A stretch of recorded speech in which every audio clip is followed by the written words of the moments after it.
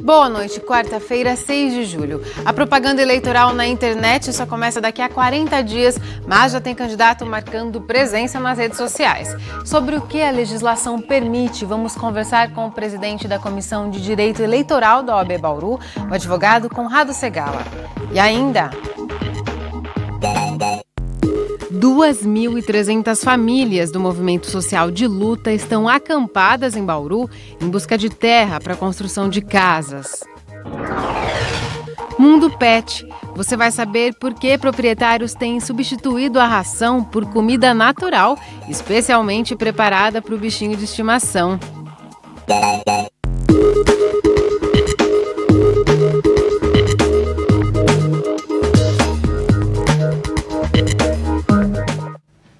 A gente começa o Nesp Notícias com a situação de 2.300 famílias que estão acampadas em Bauru à espera da liberação de lotes para a construção de casas.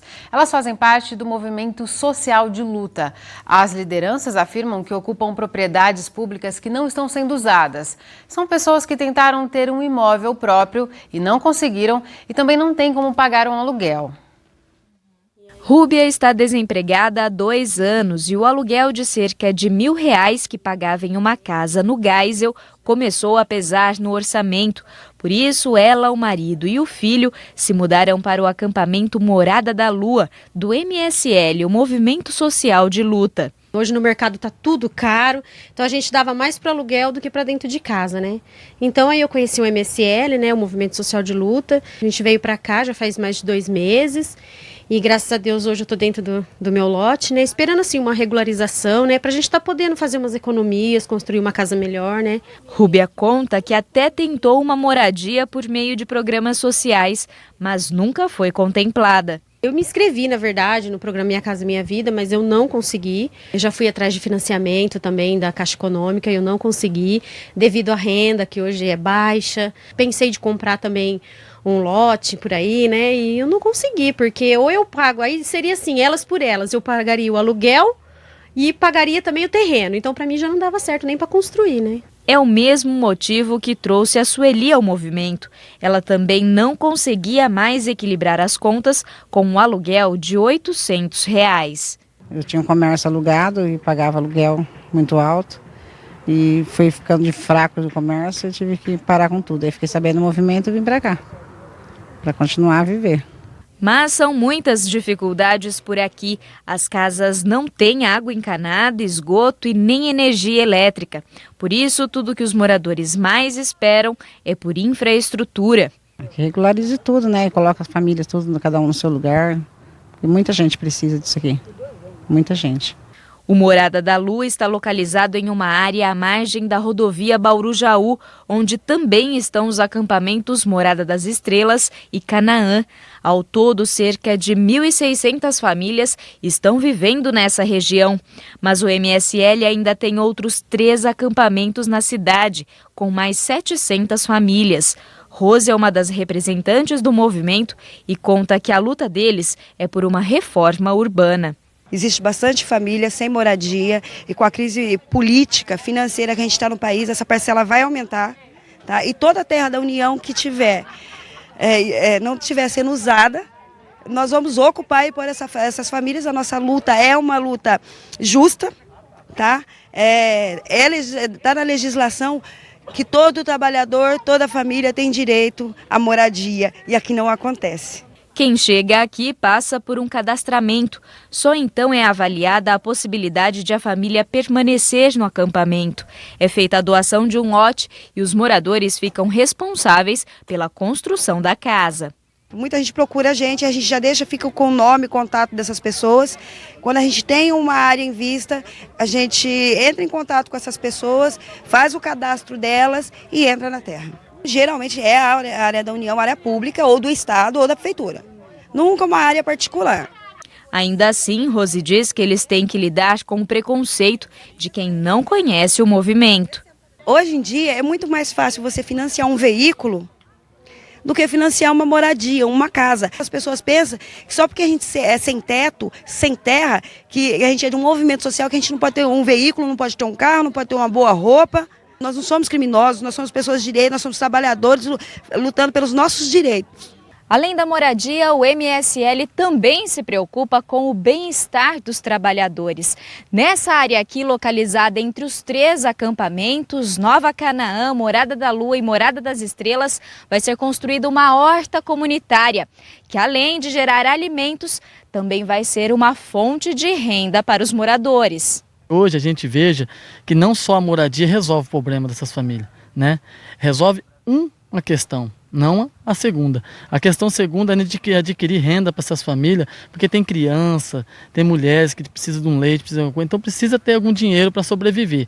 Enquanto a horta não é preparada, os acampados contam com doações e uma cozinha comunitária foi montada para atender a todos. Mas a infraestrutura que eles tanto aguardam pode demorar para chegar.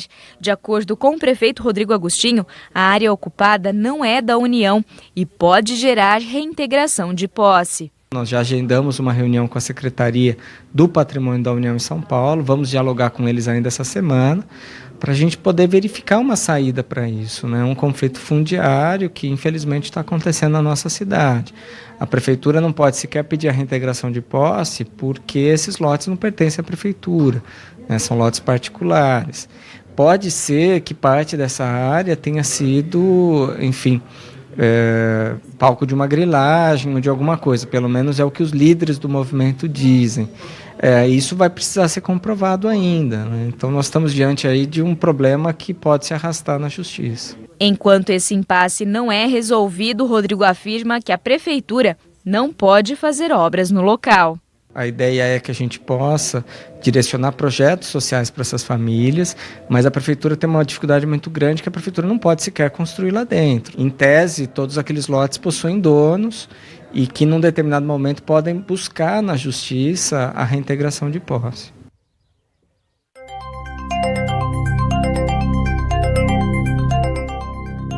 A chuva chegou hoje a alguns pontos do estado de São Paulo, principalmente na região oeste, culpa da passagem de um sistema frontal.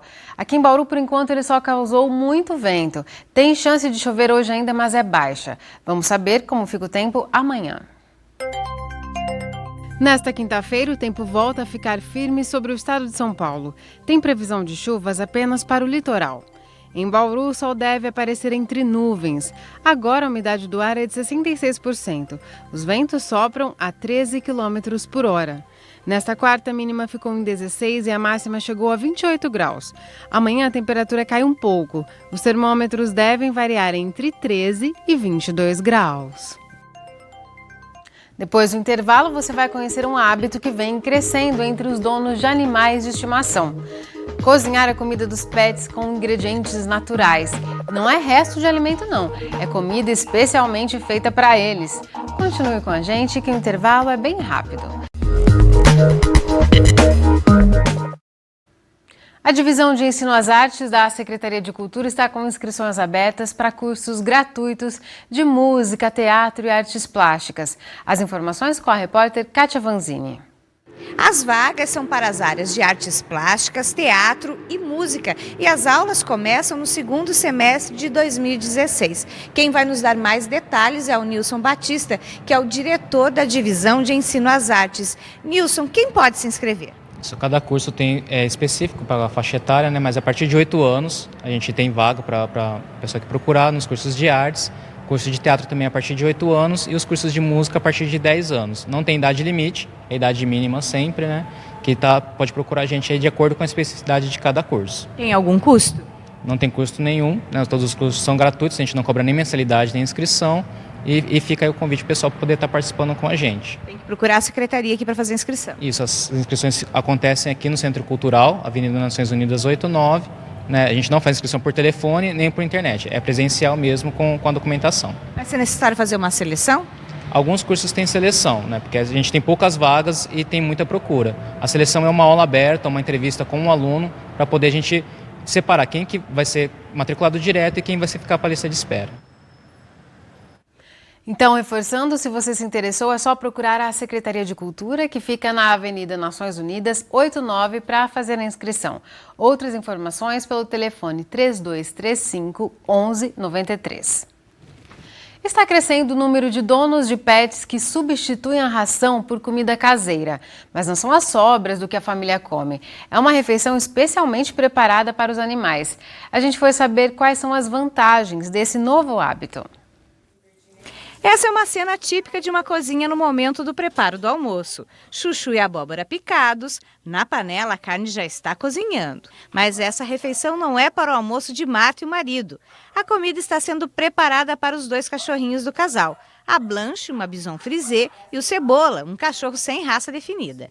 Marta segue essa rotina 2 vezes por semana. Ração no prato dos bichinhos apenas como complemento. A meta da publicitária é eliminar totalmente a ração industrializada que eles consomem. A gente achou por bem subverter um pouco a indústria da alimentação para os pets, colocando alimentos in natura e mais ricos do que as rações preparadas essencialmente com produtos transgênicos, para promover mais saúde para os meus bichinhos. Eu tenho um cãozinho que teve um tumor e eu achei que depois da cirurgia ele ia se alimentar muito melhor, ia ser mais fácil ele se recuperar se a gente fizesse essa transição. No preparo dos alimentos, Marta procura cortar os legumes em pedaços pequenos e evita colocar muito sal.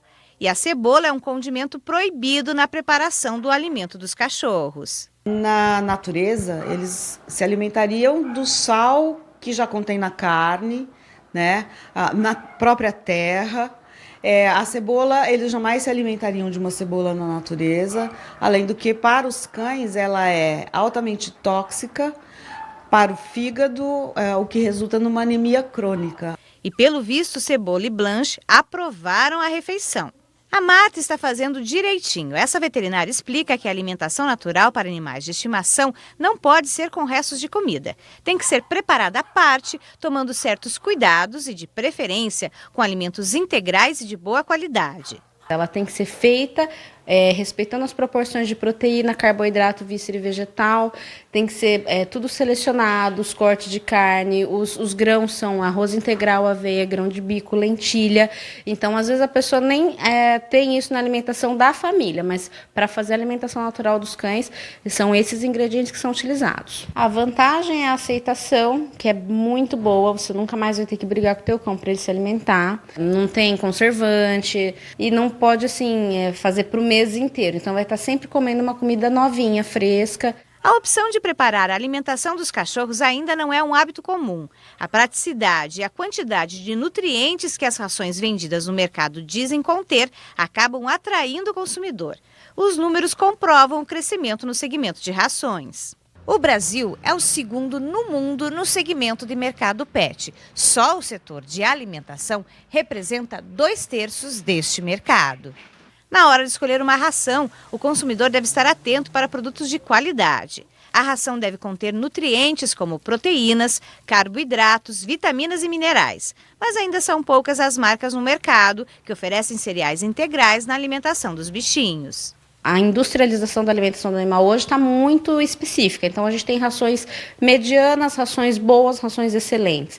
Em geral, as rações super premium são as que mais se aproximam de nutriente, qualidade de nutriente, de uma alimentação natural. Mas tem sim. Mas os cereais colocados nessa ração industrializada não são integrais? Não, normalmente elas são à base de soja, milho e trigo, a maioria, né? Agora a gente vai lembrar de uma das ações que fazem parte dos 40 anos da Unesp, uma iniciativa voltada para a saúde. Todos os anos, no mês de outubro, a Pró-Reitoria de Extensão da Unesp realiza o Movimento Saúde.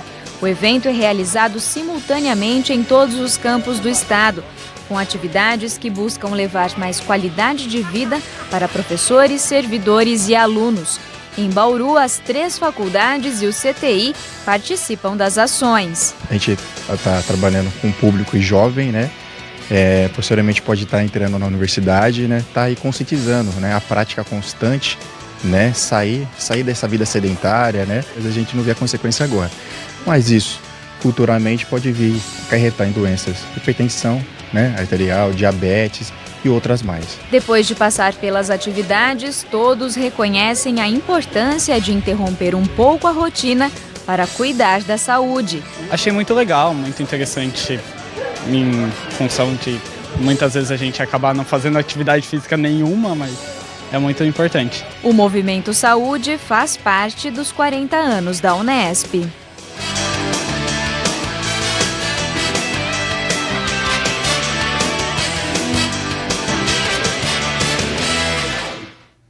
No próximo bloco, vamos falar sobre o que a legislação permite nesse período que antecede a propaganda eleitoral. Quem vai tirar dúvidas é o presidente da Comissão de Direito Eleitoral da OAB Bauru, o advogado Conrado Segala. Voltamos num instante só. Estamos a praticamente 3 meses das eleições municipais que vão definir novos vereadores, prefeito e vice-prefeito.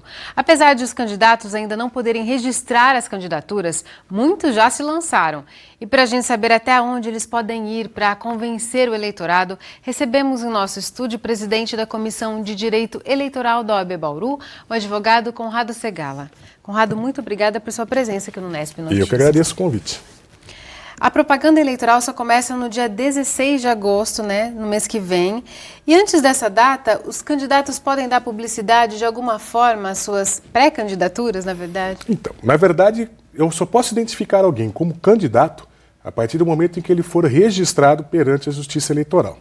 Antes disso, todos são pré-candidatos.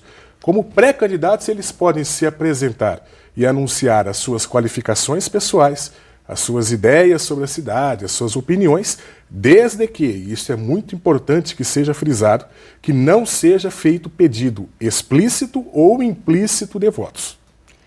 O implícito seria algo como conto com você, venha trabalhar com a gente, alguma coisa assim? Exatamente, seriam todas aqueles exercícios de linguagem, de visuais ou de expressão que possam remeter a um pleito futuro, então à eleição. Então, conto com você, caminharemos juntos, rumo à vitória. Tudo isso seria indicativo, implícito, subliminar de um pedido de votos quando da eleição. E isso é proibido para não caracterizar um desequilíbrio na corrida eleitoral. Hoje, a gente sabe que essas eleições vão ser marcadas pela disputa na internet, nas redes sociais. Nas redes sociais, vale a mesma regra. Eles podem se apresentar como pré-candidatos, anunciar suas propostas, desde que não façam esses pedidos.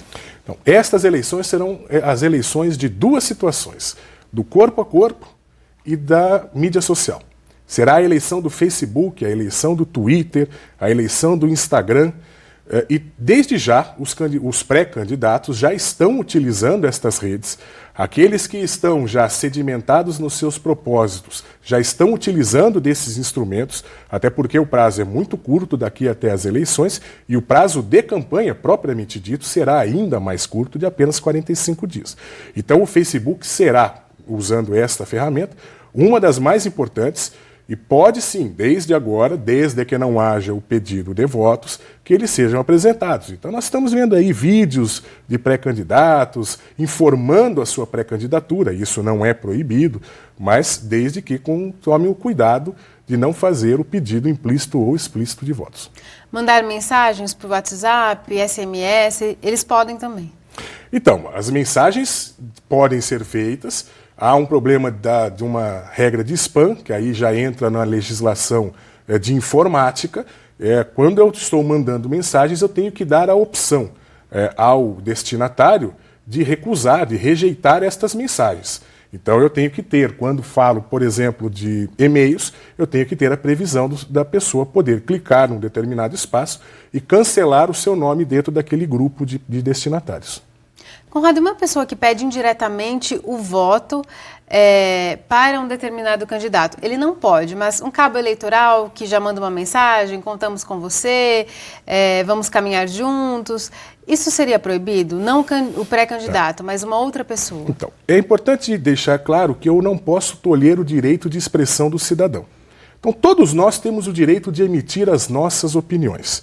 Então, eu não posso impedir, a justiça não pode impedir que eu, por exemplo, manifeste a minha posição perante alguém que pretende ser candidato. O que eu não posso admitir é que esta pessoa esteja sendo usada de forma ilícita pelo pré-candidato para burlar a legislação e então fazer aquela campanha que a ele é vedado. Então, se eu identificar que esta pessoa, este cidadão que está se expondo publicamente nas redes sociais, está fazendo essa divulgação, amando, a pedido ou por orientação do pré-candidato, ele será responsabilizado, ainda que não tenha saído do nome dele. Então, essa relação tem que ficar bem identificada. Muito bem identificada, muito claro, e se houver qualquer suspeita de irregularidades, podem ser feitas denúncias aos órgãos competentes ou então violações ao próprio Facebook, que existem políticas dentro daquela ferramenta que vedam usos indevidos, ilegais do Facebook. Uma outra situação muito comum são adesivos em carros. Sim. Alguns pré-candidatos já estão com adesivo, com slogans, eles podem? Então, a regra é exatamente a mesma. Eu não posso impedir alguém que ponha um adesivo com o nome dele. Alguém cola. Um complemento, um slogan. Não cola no adesivo o que ele bem entender. O que eu não posso é que este adesivo induza numa mensagem subliminar a eleição futura. Então eu ponho o meu nome, Conrado Segala, embaixo 2016. 2016 nós temos eleições. Se eu estou anunciado como um pré-candidato, é óbvio que eu estou fazendo um pedido subliminar de votos. Então eu não posso agregar nestas mensagens qualquer induzimento ao voto, seja por data, seja por alguns slogans, seja por algumas mensagens. Então eu preciso deixar muito claro, eu posso colocar o adesivo, desde que não esteja fazendo induzimento ao voto. Então a mensagem pode ser questionável, dependendo da forma como foi escrita. Sim, é uma situação absolutamente subjetiva, analisada caso a caso, mediante denúncias ou a própria ação da Justiça Eleitoral por esponte própria, mas que vai ser analisado para ver se não há qualquer violação à regra.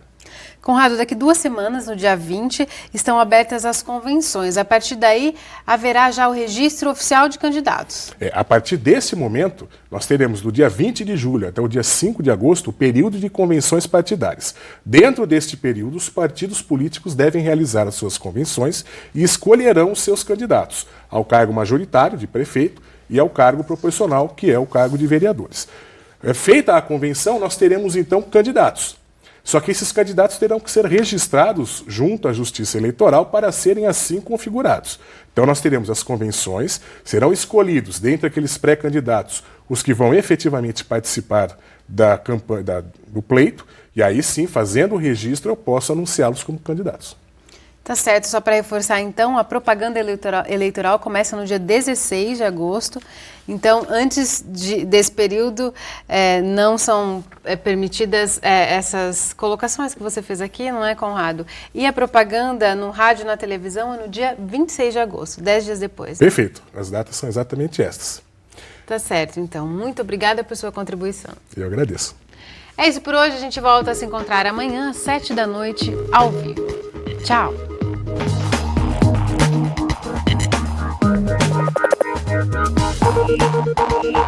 Thank you.